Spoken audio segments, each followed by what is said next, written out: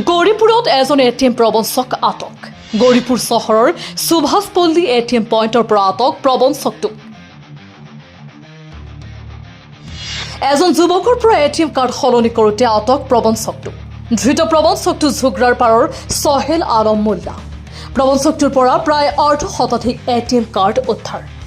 গৌৰীপুৰ আৰক্ষীয়ে অধিক তথ্যৰ বাবে প্ৰবঞ্চকটোৰ মাৰাথন জেৰা অব্যাহত ৰাখিছে।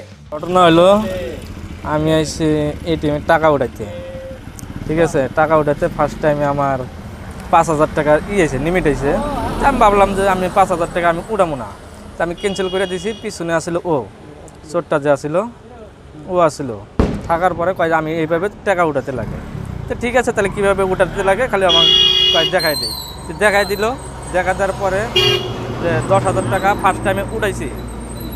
ফার্স্ট টাইমে উঠানোর পরে তারপরে আবার যখন উঠাইতে গেছি টাকাটা আমি পকেটে ঢোকানোর সাথে সাথে ও এটিএমটা কী করলো চেঞ্জ করে দিল।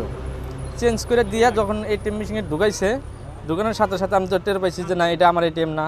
যখন এই কথা কইছি করার পরে এটিএম থেকে ওই আমার এটিএম নিয়ে দৌড়, পুরো যখন দৌড় দিছে বাজারের মধ্যে, তারপরে যাওয়ার পরে পাবলিকে। ঘটনাটা কোন ঠাই দিছিল?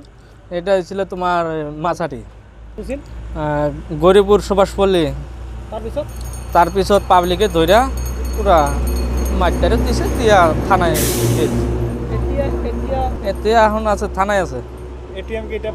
এটিএম তারপর 20-30টা 40টা মান পাওয়া গেছে।